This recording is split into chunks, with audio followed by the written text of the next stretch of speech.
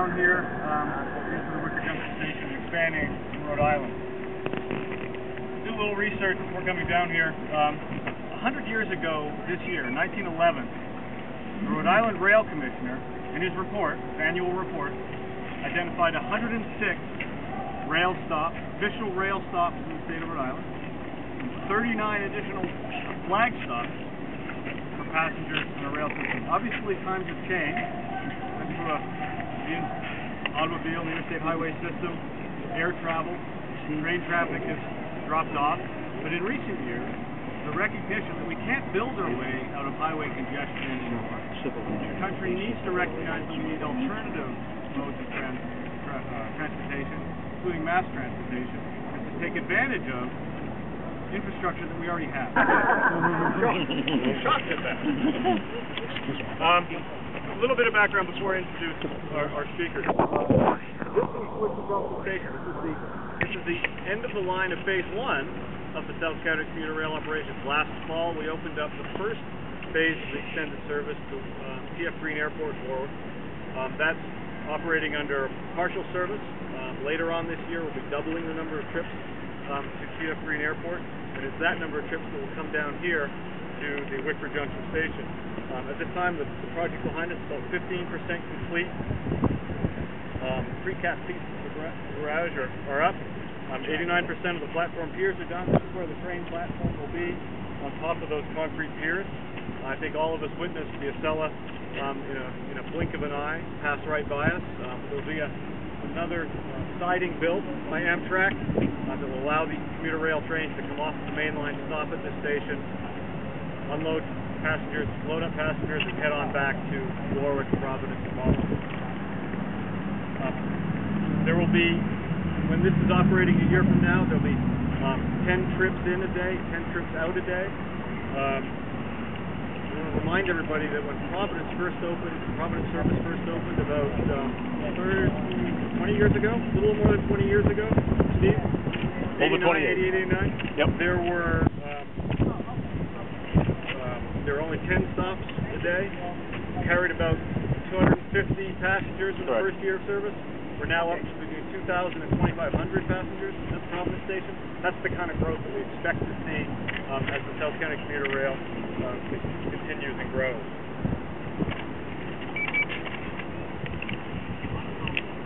One thing I want to point out, I do have representatives from Amtrak here.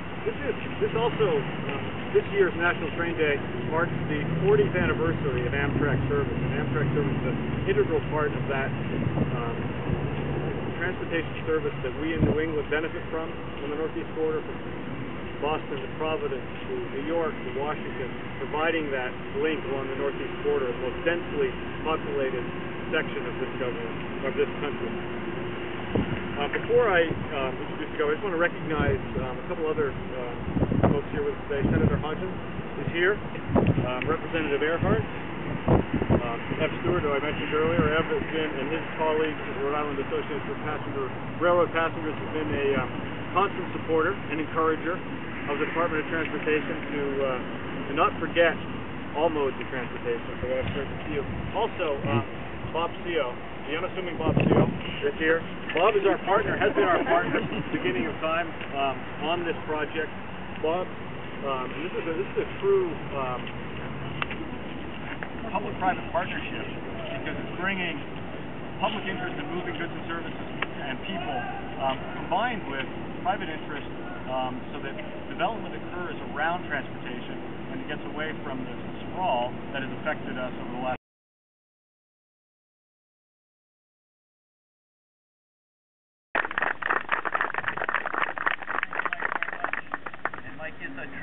person, understands the importance of rail and intimately involved in getting this project going. I'm the DOT, of course, and many successes in the future. And I do remember my dad in the 60s heading on, I think it was the 508 in East Greenwich, and that was before the interstate, Route 95 was built, and that did change everything. Go down to the local commuter rail and then go on to Providence. Here we are coming back to the future. And I'd like to mention my colleagues in government, Jack Reed. I was very involved in the Senate in the interlink up at TF Green. This is kind of Jack's baby, in the money, making sure the Wickford Junction was going. and the RIP rail. Senator Reid was really pushing for the federal funds to get this project built. Now Sheldon's Senator Whitehouse is on the EPA committee. That's going to be very important, getting public works money for future projects down the road. And I'd like to mention Bob Cioe, who owns the property we're standing on. And Bob says that he didn't want to let DOT take it over because he wanted to make sure it was beautifully built and properly built and brick and to mesh with his development on the other side over here with the Walmart and Staples and that plaza. And he also said we're going to be very involved in making sure it's going to be safe, lights, and it's going to be closed off after the last train goes by, so we're saving on electricity. There's a citizen involved in making this project a great success for Rhode Island. Thank you, Bob. Thank you. The governor has, and I know he hates it when I refer to him as protocol. The senior senator, Senator Jack Reed. Senator Reid has been an unbelievable champion for transportation and many, many other things in the state down in Washington. I don't think any of us truly realize how difficult a task that is when you're looking at all of the issues that are being faced nationally, from employment to international relations, safety, and security.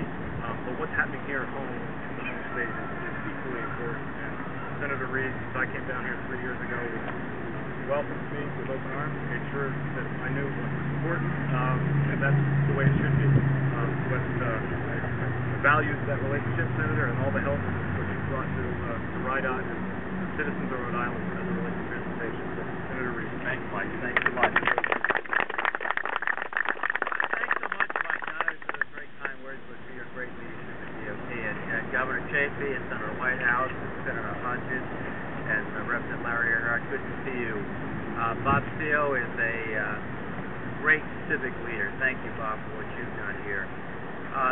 Let me just say, we are fortunate because we stand on the shoulders of giants. In my case, that's absolutely necessary for obvious reasons. 1970, Clayton Pell wrote a book called Megalopolis Unbound. He talked about the role of rail as a way to connect cities, connect economies, and grow a regional economy. John H. Chafee was one of the most ardent and most effective supporters of intermodal transportation. And there's only one major reason why there's an interlink at the airport today, and that's Senator Lincoln Chafee, now Governor Lincoln Chafee. Lincoln's efforts were extraordinary. It would not have been completed without his commitment to do that. And now today, Sheldon and I are sort of the we are now responsible to carry that vision on, and we're doing our best. But this represents an extraordinary way to develop the economy of Rhode Island efficiently. It represents a way to attract business here, to move workers there.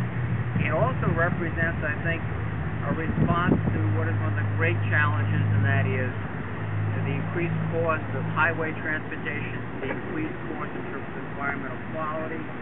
But this is going to be, I think, the backbone of a new economy, not just in Rhode Island, but throughout New England. It's going to be an attractive way to get jobs in Providence and beyond. And it's going to be an attractive way to bring jobs from Providence beyond down into Southtown. For all these reasons, I'm just delighted to be here. And once again, I want to commend the leadership of so many, but particularly the governor, who did great efforts as senator and now as our chief executive. Thank you. I didn't give him enough time at the committee, so he thought he'd add a little bit more. I have a simple role today, which is to say a lot of thank yous.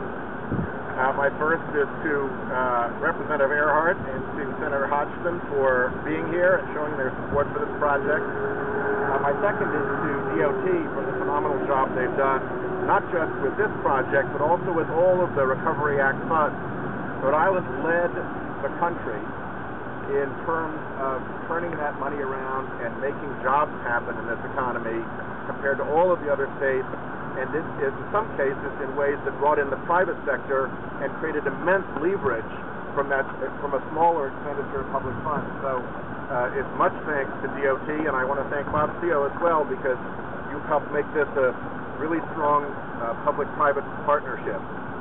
Particular thanks to Governor Chafee, who through his public career has been enamored of and seen the value of rail traffic, and has been very generous about giving credit where credit is due to Jack Reed today.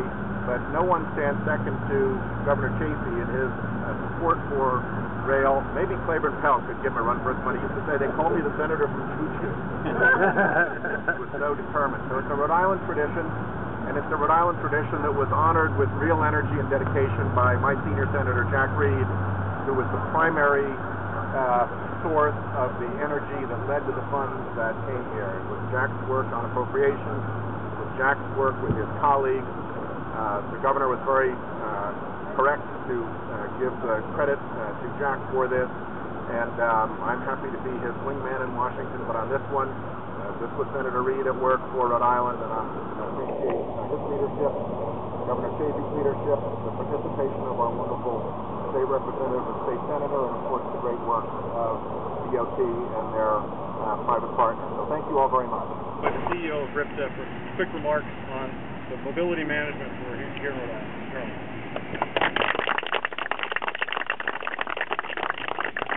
Thank you, Mike. Governor, let me first apologize for being late. You were late. You were right on time. Yeah. This is one of the reasons why we gotta get a bus coming this way. Next time I need to take the bus.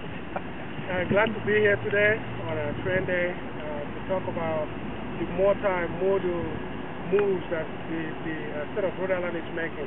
I'm truly excited to be here just at the right time when Rhode Island is beginning to rethink public transportation. When Rhode Island is beginning to look at public transportation, not just in terms of road, transit, but actually looking at it in the totality of everything that actually comprises public transportation. From our perspective, of course we are here to serve. My promise, the state of Rhode Island, is wherever that the people need to get to, RIPTA will be there to help facilitate that transportation to that point. We are here today at the Wickford Junction for the connection extension on the train on the commuter line. RIPTA as an agency is committed to support any system that will move people from where they are to where they want to go. I know you heard from everybody. I just wanted to take the time to reiterate that fact, that we are here to support and facilitate access to jobs, to community events, and to whatever the individuals need to do, even if it means supporting the rail, supporting the bikers, supporting any other mode of transportation. That's exactly what we're here to do. Again, I'm very excited, and once again, I'm sorry. Pretty soon I know my way around very well, and I have to get lost. But I'm glad I'm here, and thank you very much.